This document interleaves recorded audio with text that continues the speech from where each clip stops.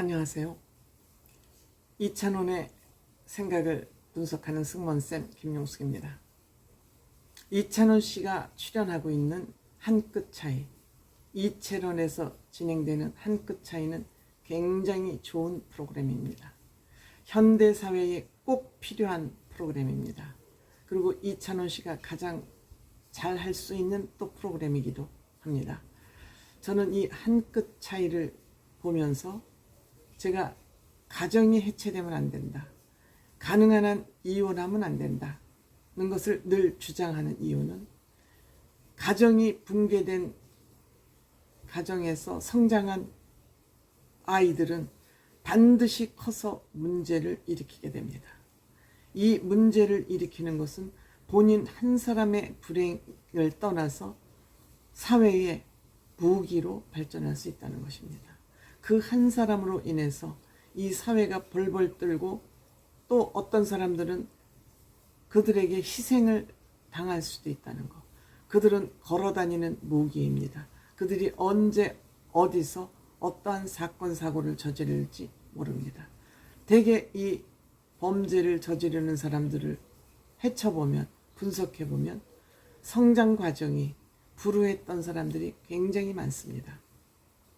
그렇다면 우리가 이렇게 자기 판단이 아닌, 자기 결정이 아닌 부모들로 인해서 그렇게 불행을 맛볼 수밖에 없는 이런 사람들을 우리가 사회에서 어떻게 보듬고 돌봐줄 것이냐 하는 것이 우리 사회의 책임이고, 사회를 이롭게 하는 일이 아닐까, 이렇게 생각이 듭니다. 그러게 하기 위해서는 힘을 가진 자, 즉 지식을 가진 자, 돈을 가진 자, 권력을 가진 자들이 갑질을 하면 안 되는 겁니다. 즉 늘 약자와 동행이라고 그러죠. 약자와 동행을 사진 찍기 위해서, 기자들에게 인터뷰하기 위해서 약자와 동행을 외칠 것이 아니라 실생활에서 약자와 동행을 생활화하는 것, 이걸 국가 차원에서 이제는 할 때가 됐다, 이런 생각이 됩니다. 그런 관점에서 오세훈 시장이 약자와의 동행을 지금 어느 정도 실천하려고 계획을 세우고 있다는 점에서 굉장히 바람직하다는 생각이 듭니다.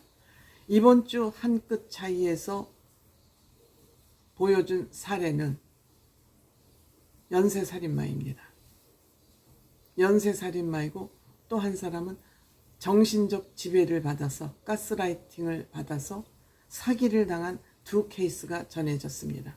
하나는 외국 케이스, 하나는 국내 케이스입니다. 우선 연쇄살인마는 맨슨 패밀리라는, 맨슨이라는 사람이 연쇄살인을 저지를 수밖에 없던 그런 심리를 분석했습니다. 이들이, 맨슨이 사람들을 정신적인 지배로 살해를 할 수밖에 없는, 살인자가 될 수밖에 없는 그런 과정을 쭉 소개를 했습니다. 물론 이것은 실화를 바탕으로 구성이 됐기 때문에 그 주인공도 다 사진이랑 자료가 공개되긴 했습니다. 근데 이 맨슨이라는 사람은 엄마가 감옥에 가 있었습니다. 엄마가 감옥에 가 있었고,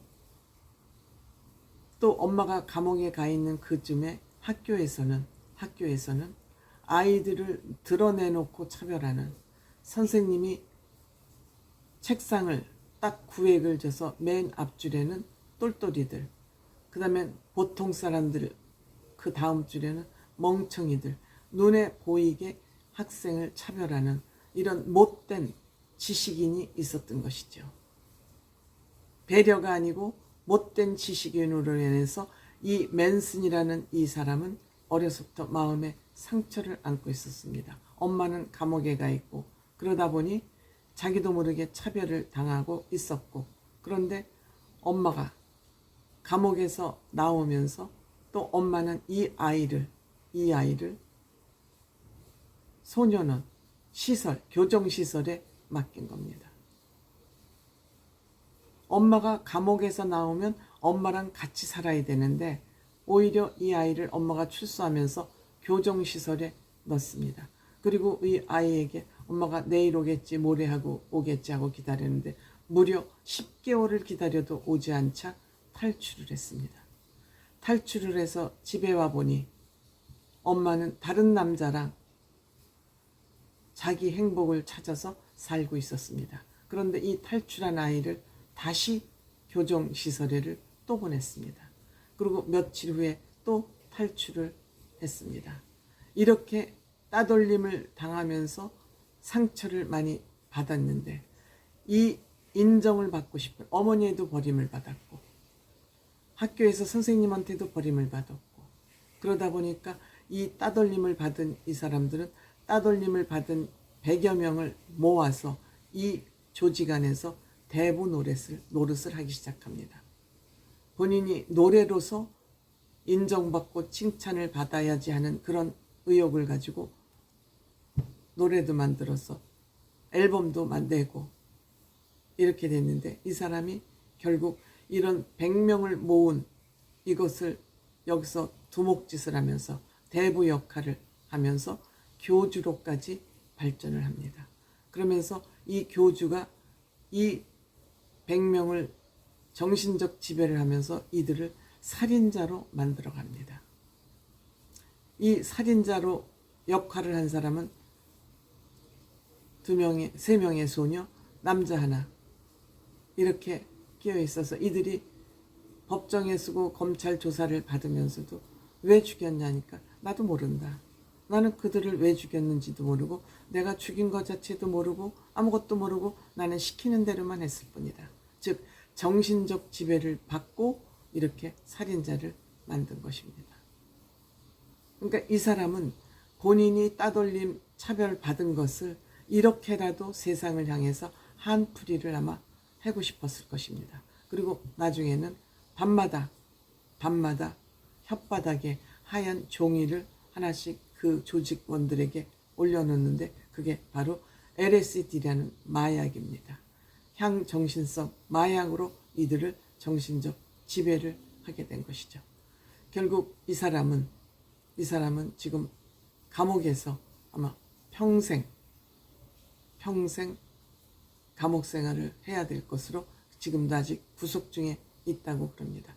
얼마만큼 정신 지배가 중요한지 자기는 사람을 죽이면서도 왜 죽이는지도 모르고 누굴 죽인지도 모르고 본인이 사람을 죽였다는 살인을 했다는 그 감각마저 잃어버릴 정도로 정신 지배를 받았다. 그러니까 이 사이비 종교 교주들 참 천벌을 받아야 된다고 생각합니다. 이뿐만 아니라 국내에서도 또 이와 비슷한 강아지 동아리, 되게 강아지를 키우는 사람들은 외로운 사람들이 강아지를 키우니까 또 외로운 사람들끼리 뭉치잖아요. 그러니까 이것을 이용을 해서 어느 방송에서 촬영을 할 예정이라 그러면서 강아지 7마리와 언니 평상시 알고 지내던 언니라는 사람하고 섬으로 거제도인가요? 여행을 갔는데 촬영팀이 내려오지 않고 일주일이 돼도 내려오지 않고 여기 서울에 지금 촬영에 문제가 생겨서 못 내려간다고 계속 미루면서 마지막으로 이 같이 내려간 언니라는 사람은 방송 작가, 유명한 작가라고 본인을 소개하면서 이 주인공 여인을 소영 씨를 속였던 것이죠. 그래서 결국은 방송사 사장이라고 사칭한 사람한테 전화를 받고 돈을 지금 이 언니라는 사람 통장에 넣어야 되니까 지금 방송국에서 세무조사를 받게 돼서 이 방송국을 그 극작가라는 극작가라 그러니까 믿을 수밖에 없잖아요. 돈을 넣어야 되니까 그 돈을 좀 받아달라고 얘기를 하라.